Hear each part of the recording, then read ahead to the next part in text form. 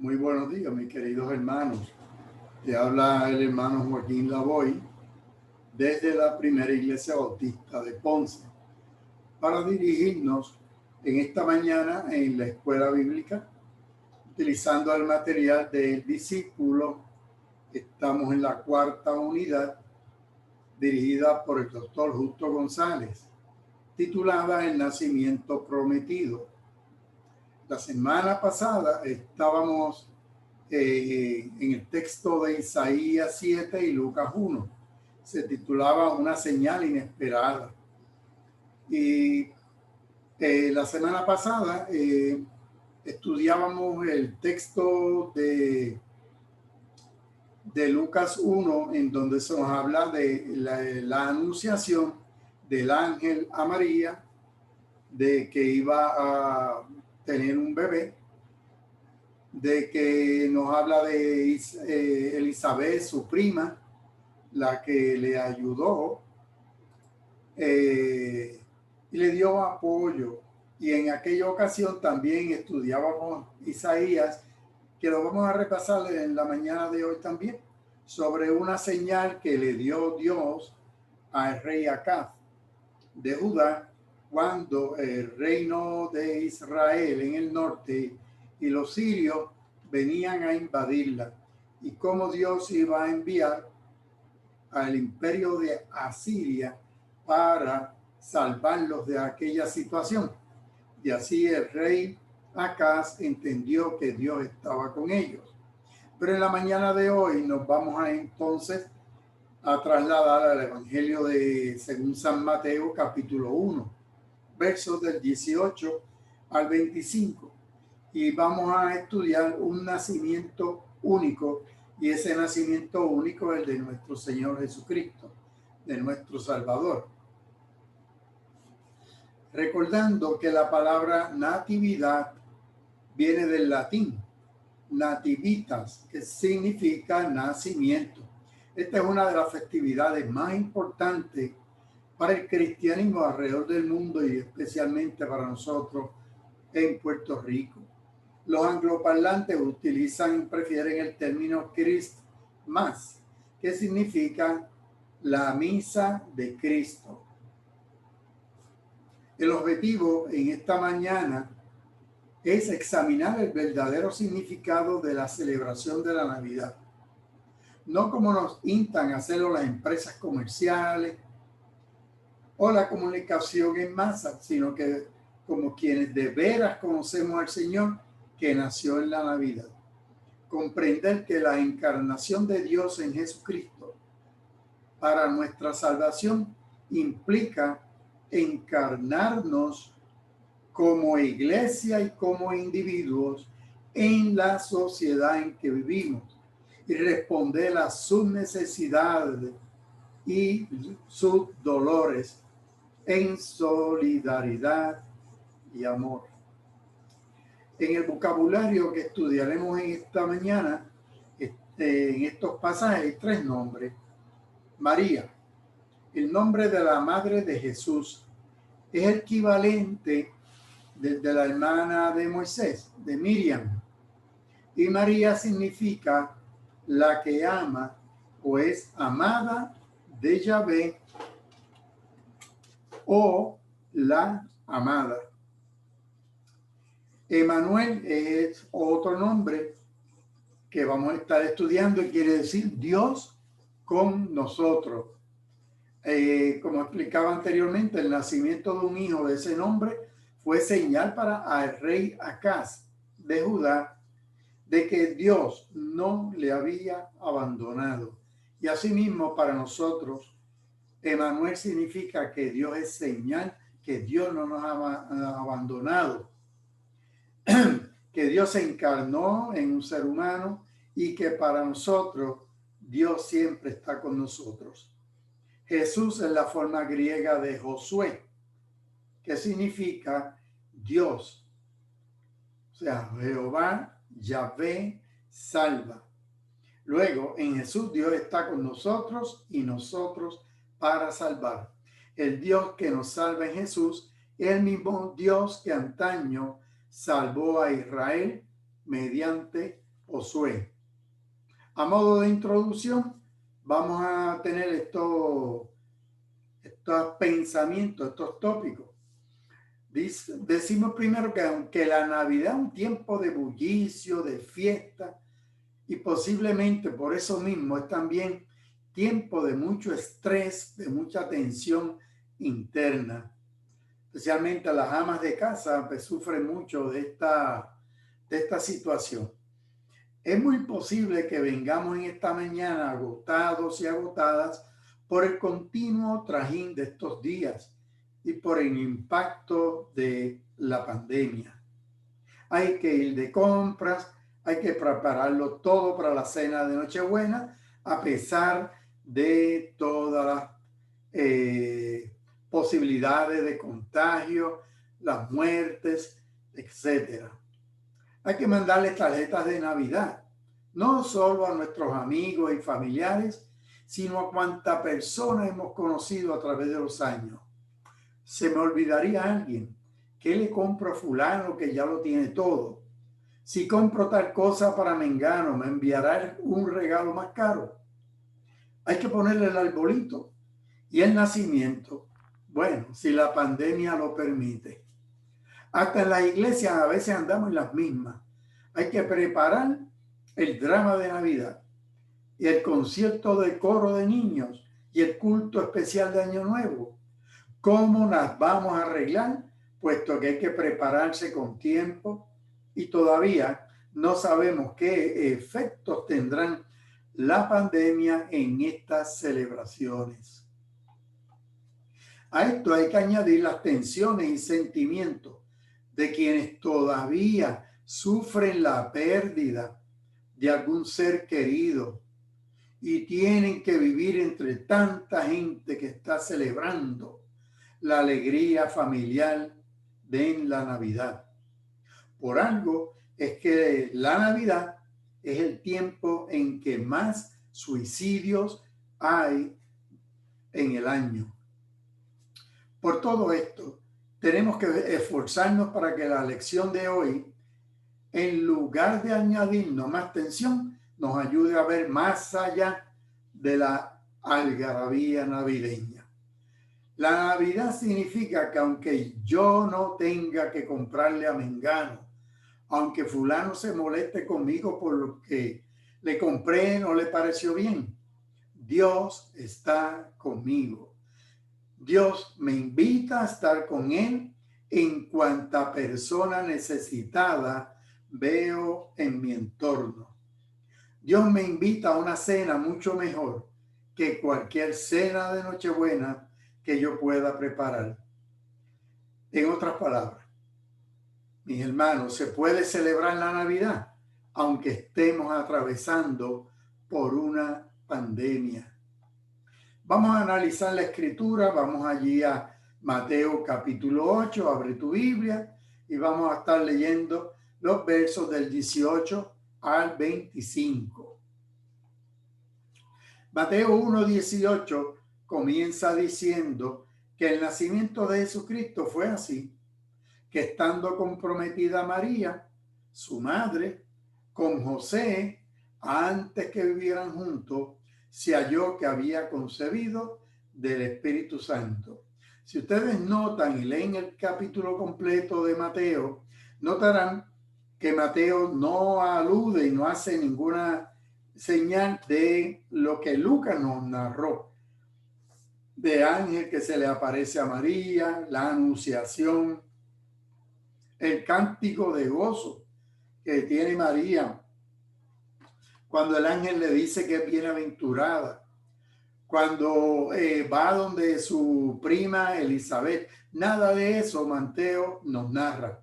Mateo, como buen hebreo, como buen judío, está enfocado en José, en el varón, no en la mujer.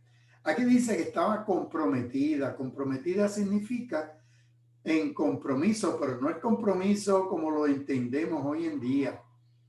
Estas personas estaban prácticamente casadas. Se comprometían porque estos compromisos comenzaban desde la edad desde los 12 años. No sabemos qué edad tendría María. Debió haber tenido sus 14, 15, 16 años para poder procrear, que es la edad, ¿verdad? Hoy en día la pubertad, la edad promedio es 12 o 13 años de la menarquia, que es cuando baja la regla. Así que, y en ese tiempo era más lento el desarrollo, tanto varones como hembras. Así que por lo menos sus 14, 15 años debió haber tenido.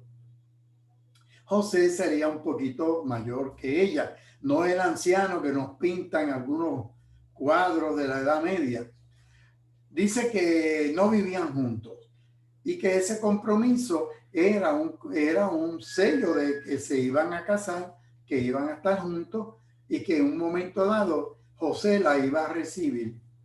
Pero ¿qué pasa? Se halló que había concebido del Espíritu Santo, comprometida con José. El compromiso de matrimonio constituía una obligación legal y no podía romperse sin un divorcio formal.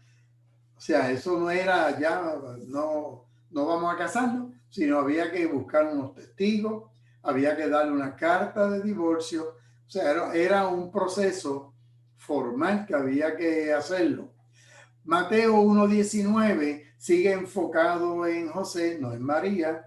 Dice: José, su marido, como era un hombre justo, dicaios, y no quería infamarla, la palabra es paradigmatizo, de ahí viene paradigma, que vamos a más adelante explicarla.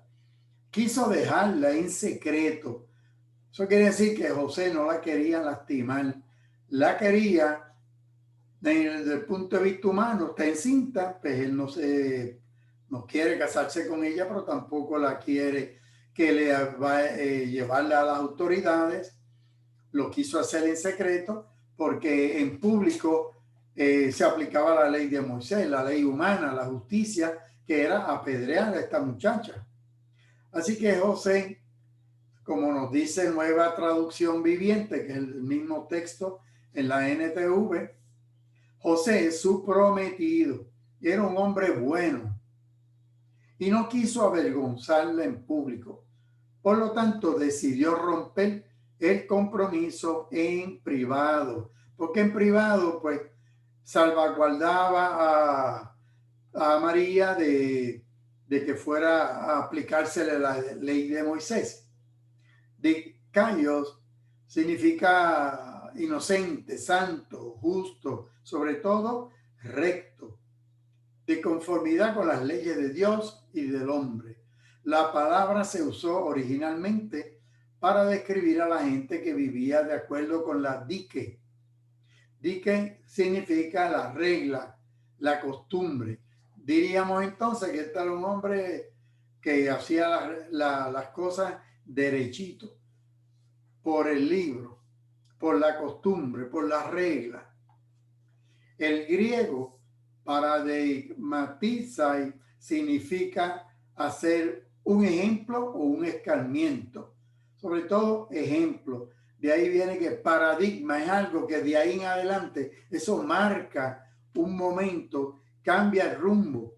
Así que él no quiso acusarla en juicio como una adúltera, ni la repudió públicamente, como mandaba Dios en el Deuteronomio, o por lo menos en la ley humana escrita por Moisés.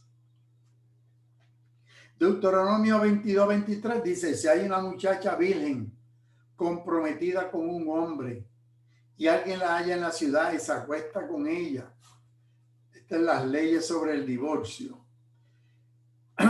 Y cuando alguien toma una mujer y se case con ella, si después no le agrada por haber hallado en ella alguna cosa indecente, le escribirá una carta de divorcio, se la entregará personalmente y la despedirá de su casa. La carta de divorcio, eso era bien fácil.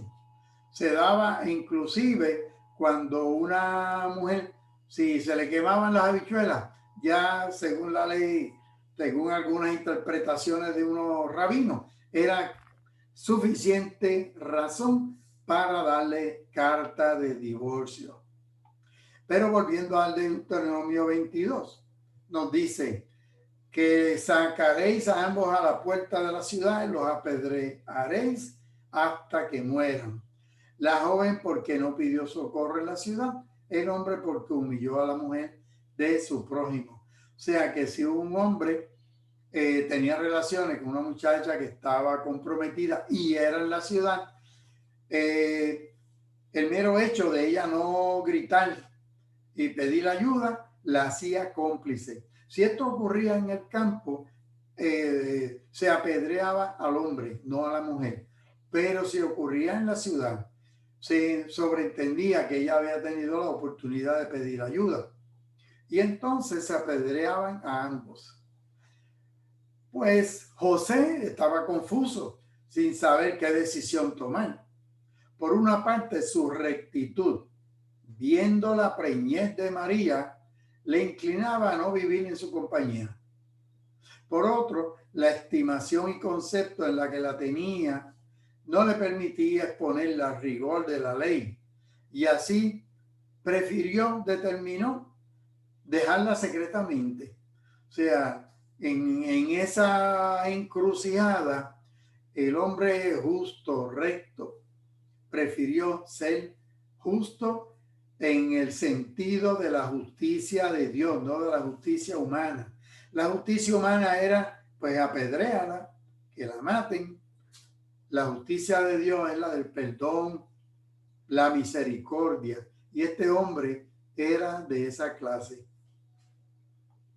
Y entonces, estando en ese pensamiento dividido, dice Mateo 1:20 que pensando José en esto, un ángel del Señor se le apareció en sueño y le dijo: José, hijo de David, no temas recibir a María tu mujer, porque lo que en ella es engendrado del Espíritu Santo es. Fíjense en cómo Mateo, como buen judío varón, ¿a quién se dirige el ángel? Al varón, a José. No nos dice nada de, como Lucas, el médico amado de Pablo, nos dice que es un defensor, un gran defensor de las mujeres, y nos narra todo esto, pero desde el punto de vista de María. Así que María es la que tiene esa visita del ángel. Aquí José no es visitado, es un sueño. Él sueña que el Espíritu Santo le habla en ese sueño. Así que José, igual que todos nosotros, tuvo su Getsemaní, porque cada persona tiene su propio Getsemaní y cada persona tiene que aprender a decir: hágase tu voluntad. ¿Cuántas veces nos encontramos en situaciones que esa es la única salida, la única puerta, el único camino, el único derrotero? Señor, hágase tu voluntad. Hay un concepto entre los hermanos de la Iglesia Católica, que es un dogma de fe para ellos. Se llama el dogma de la Inmaculada Concepción de María, que afirma que la Virgen María fue concebida ella sin pecado original. Y esto fue declarado por el Papa Pío IX en el 1854. En otras palabras, tenía que ser para recibir, para ella ser el vaso donde el Espíritu Santo iba a concebir, a encarnarse Dios, tenía que ser un vaso puro, puro. Y para ser puro, pues pensaron los que afirman este dogma, que María tenía que haber nacido sin pecado original. Así que eso no está en la Biblia, pero ellos lo entienden así y respetamos.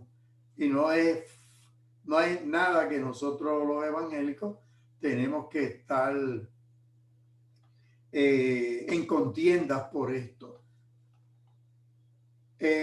Bartolomé Esteban Murillo, un gran pintor español, pintó este cuadro de la Inmaculada Concepción, el nacimiento de María, nada que ver con el nacimiento virginal de Jesús. No podemos mezclar una cosa con la otra.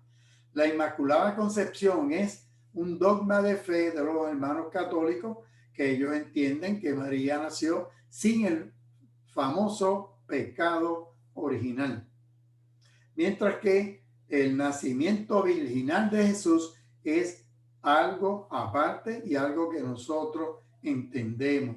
Si ustedes se fijan, este pintor Murillo, cómo capta la imagen de una niña adolescente, una niña adolescente pura, sin pensamientos malos. O sea, que de verlo el pintor aquí, pues entiende que ella, o sea, capta muy bien la idea de una muchacha sana. Mateo 1:21 dice, dará a luz un hijo y le pondrás por nombre Jesús, porque él salvará a su pueblo de sus pecados. En otras palabras, en ese sueño, José entiende que María está encinta del Espíritu Santo y que María va a dar a luz a Jesús, que es el Salvador del pueblo de Israel. Jesús es en español la forma griega es Jesús. Josué también es una forma de traducir del arameo el Yeshua o Jehoshua. Así que Jesús, Josué, Yeshua, todo significa lo mismo. El Señor salva. Dios es la salvación. Dios ayuda y libera. Y Dios es salvador. Así que Jesús es Dios salva. Lo mismo que Josué, que Yeshua, que Jesús en la forma griega, la forma aramea. En Mateo 1:22 y dice que todo esto sucedió para que se cumpliera lo que el Señor dijo por medio del profeta. Una virgen, la palabra es partenos, concebirá y dará a luz un hijo y le pondrá por nombre Emmanuel, que significa Dios está con nosotros. Aquí Mateo está citando la lección que leímos la semana pasada en Isaías. Así que, donde decía que la virgen, claro, la palabra que se traduce aquí, virgen, partenos, es porque se usó el texto griego de la versión de los 70, que es una traducción de la escritura hebrea al griego que se produjo 200 a 300 años antes de Cristo. Y la palabra en griego que se utilizó allí es partenos. O partenos, ¿qué significa? Joven, doncella, o sea, no es una muchacha joven. Una señal inesperada es la lección de la semana pasada que leíamos en Isaías capítulo 7, que brevemente la repasamos aquí. Nos decía, por tanto, el Señor mismo dará señal. La Virgen concebirá, dará a luz un hijo, le pondrás por el nombre Emmanuel. En la Biblia de Jerusalén, del 2001, y Dios habla hoy, nos traducen el virgen por doncella. Dios habla hoy, la traduce por la joven. Así que virgen, doncella, la joven, este es el partenos. La versión griega de los 70 tradujo el hebreo alma a el griego partenos o partenos, que significa virgen, doncella, joven. Así que nada, una muchacha joven. Y comerá mantequilla y miel hasta que sepa desechar lo malo y escoger lo bueno, que era lo que leíamos la semana pasada. Porque antes que el niño sepa desechar lo malo y escoger lo bueno, la tierra de los dos reyes que tú tienes, estos eran los sirios y el reino de las 10 tribus del norte, o tribu o reino de Israel, que querían atacar el reino del sur, el reino de Judá. Dice que antes que el niño creciera, antes que estos dos reyes, la tierra de estos dos reyes va a ser abandonada. El contexto original de Isaías 7, 13 al 16, tiene que ver con una crisis de Judá, el reino del sur, cuando Acaz es su rey. Peca, rey de Israel, Resín, rey de Siria, vienen contra Jerusalén para conquistarla. La señal consistía en una promesa que Jehová libraría a su pueblo de esas amenazas dentro de un plazo necesario para que una muchacha, una joven, una doncella se casara, tuviera un hijo, ese hijo llegara a la edad para poder distinguir entre lo bueno y lo malo. Esta profecía se cumplió cuando Dios levantó a Asiria como instrumento para castigar este reino de que querían atacar a Judá. De modo que Asiria llegó a ser el garrote de mi furor, como señala Isaías capítulo 10, verso 5. Pero el segundo cumplimiento de esta profecía es la que nos está narrando Mateo en este capítulo 1 de su evangelio. Tuvo lugar con el nacimiento del Hijo de Dios, quien libraría al Judá espiritual, es decir, a nosotros, el verdadero pueblo de Dios, nosotros los creyentes en Cristo, del poder, de las amenazas y la esclavitud del pecado. Así que, volviendo a este verso 22 del capítulo 1, todo esto sucedió para que se cumpliera lo que el Señor dijo por medio del profeta Isaías.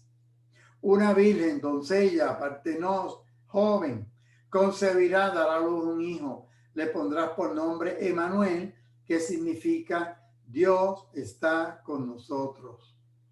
Partenos es una soltera, una muchacha no casada, una virgen, una doncella. Los versículos 22 y 23, que pueden parecer el fin de lo que se narra en esta lectura en esta mañana, han sido motivo de serias controversias en la iglesia, en la historia de la iglesia cristiana. Decir que José recibió a María, como dice el verso 24, que vamos a leer próximamente, lo que significa es que contrajo matrimonio. O sea, ellos estaban comprometidos, pero no se había consumado el matrimonio. Pues dice que José la recibió, quiere decir que ya concibió y cumplió con el contrato matrimonial. Y sobre esto no hay mucho debate, no hay mucha... El debate gira en torno al versículo 25, donde dice, y no la conoció, es decir, no tuvo relaciones sexuales con ella hasta que dio a luz. Ahí es que viene la controversia en la iglesia, porque hay algunos hermanos que pues, se aferran a decir que nunca María tuvo relaciones sexuales con José. Cuando pues otro grupo de hermanos, especialmente nosotros los evangélicos, entendemos que sí, porque el matrimonio es santo. O sea, y de hecho aquí, por eso es que hay este debate en torno a ese verso 25. Vamos a ello. Dice el verso 24, cuando despertó José, recuerden que estaba en un sueño, hizo como el ángel del Señor le había mandado y recibió a su mujer y la recibió en su casa. Quiere decir que a la muchacha desposada comprometida, que aunque esté encinta, él se casó con ella, la recibió. Hasta ahí estamos bien, no hay mucho problema. Pero el verso 25, aquí es que se pone caliente la cosa. Porque dice el verso 25, Reina Valera dice, pero no la conoció, hace la salvedad, hasta que dio a luz a su hijo primogénito y le puso por nombre Jesús. ¿Por qué Mateo tiene que hacer esa salvedad de que no la conoció? De hecho, la conoció es un eufemismo para decir, para reconocer las relaciones sexuales. Y más aún, a su hijo primogénito, aunque muchos textos bíblicos, eso de decir hijo y primogénito, no lo señalan. Primogénito es el primero, pero tampoco dice a su hijo unigénito, a su único hijo. La palabra unigénito no aparece por ningún lado. Que hubiera sido que el texto diría, pues, que dio a luz a su único hijo. Pues no. Los textos, algunos tienen la palabra primogénito, otros la omiten. Por ejemplo, aquí este mismo texto en Biblia de Jerusalén, una Biblia católica, ese texto se traduce y no la conocía. O sea que hacen reconocimiento de que en el original griego menciona, de hecho, Mateo se cree que fue escrito en hebreo el originalmente, pero la versión que tenemos es griega.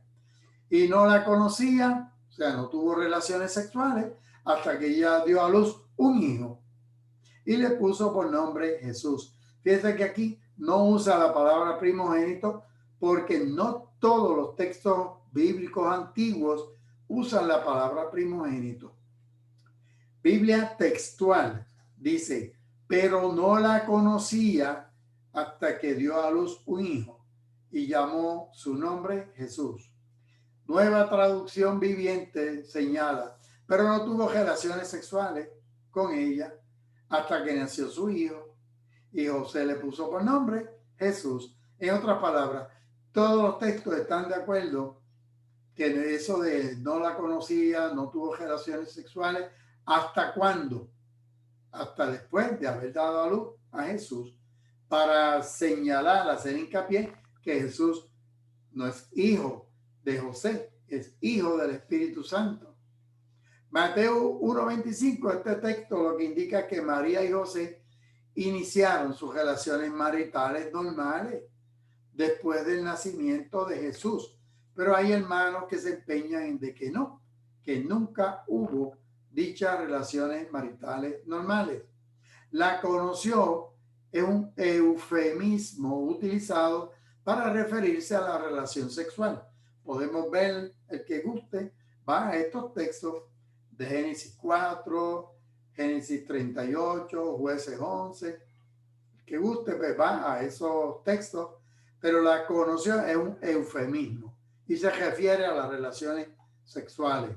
Y la palabra primogénito, como ya les señalé, algunos manuscritos antiguos la tienen, en otros no la tienen. Por eso unos traducen y otros no. Lucas 2:7 sí dice, y dio a luz a su hijo primogénito. Lucas capítulo 2, verso 7. Nos habla de ese hijo primogénito. Y lo envolvió en pañales, lo acostó en un pesebre, porque no había lugar para ellos en el mesón. Así que Lucas nos recalca que es el primer hijo. Tan es así que volviendo a Mateo 13:55 nos dice, ¿no es este el hijo del carpintero? ¿No se llama su madre María, sus hermanos Jacobo, José, Simón, Judas? ¿No están todas sus hermanas con nosotros? ¿De dónde pues saca todas estas cosas? O sea que el Evangelio de Mateo, más adelante, este capítulo 13, nos habla de los hermanos del Señor. Esto es otro texto bíblico lleno de controversia, porque hay hermanos que dicen que no, que son primos hermanos, otros no, que estos eran hijos de José en un matrimonio anterior. O sea, por tal de no aceptar que eran hijos de María y José, se sacan 20 teorías y 20 explicaciones que no son, que no están avaladas por el texto bíblico. Así que, resumiendo en esta noche, en esta mañana, quiero decir, el resumen es que decir que Jesucristo es Emmanuel, Dios con nosotros, es decir, que no estamos solos o a solas, que ese Dios con nosotros es el mismo Dios que hizo al mundo, es el mismo Dios que nació en Belén y sigue estando a nuestro alcance, nuestro medio, a tu lado y a mi lado. Nuestro Dios es un Dios que se encarnó, un Dios encarnado, Dios hecho humano para la vida y la salvación de la humanidad. Decir que Jesucristo es Emmanuel quiere decir también que nuestro Dios le servimos no solo en el templo, no solo en el culto, no solo en la alabanza, sino que le servimos cuando nos hacemos parte de la sociedad que sufre, como Dios mismo se hizo parte de nuestro mundo en Jesucristo. Querer servir a Dios solo en el templo implica que nuestro Dios no es el que se hizo carne en Jesucristo. Por lo tanto, la mejor celebración navideña es aquella en la que, firme la fe en el Dios que nació en Belén, nos encarnamos nosotros, según Dios se encarnó en Jesucristo y se hizo hombre. Nosotros como iglesia, como individuos, nos encarnamos en la vida de la sociedad, particularmente en aquellos en dolor, aquellos en necesidad que nos rodean. Y esto ha de tomar una forma concreta. Por lo tanto, lo mejor es que en la Navidad nos preguntemos qué podemos hacer por aquellos que no tienen nada, o por quienes el tiempo que parecen tenerlo todo llevan vidas huecas, carentes de gozo y de sentido. Al mismo tiempo que asistimos a la iglesia, que cantamos himnos y elevamos alabanza, debemos asegurarnos que tanto la iglesia como cada uno de nosotros y nosotras estemos a la disposición de los necesitados, de los pecadores, de aquellas personas a quien la sociedad condena, porque Emmanuel es Dios con nosotros. Dios les bendiga. Oremos. Gracias, Dios nuestro, porque en Jesucristo viniste a morar en medio nuestro. Gracias porque en Él nos das gozo y salvación. Ayúdanos a serte fieles, sirviéndote en aquellos lugares que parecen más desolados, más llenos de pecado, más carentes de gozo. Y en estos lugares, como lo hiciste en Belén, haznos ver tu rostro. Por Jesucristo, quien nació en Belén, quien nació en nuestros corazones y quien es nuestra esperanza de vida. Amén y amén. Dios les bendiga, Dios les guarde. La semana próxima, la lección continuamos en el Evangelio de Mateo. Mateo capítulo 2, verso del 7 al 9 y capítulo 2, verso del 16 al 23. En otras palabras, todo el capítulo 2. En busca del niño. Y el texto de oro es: y al ver la estrella, se regocijaron con muy grande gozo. Desde la primera iglesia bautista de Ponce te habló el hermano Joaquín Caco Lavoy. Aquí están los teléfonos, está el email, calle Victoria, esquina Bertoli, y de parte de toda nuestra iglesia y de la reverenda doctora Malda Aguirre, nuestra pastora, te deseamos una feliz Navidad y nos vemos el domingo que viene. Dios le bendiga.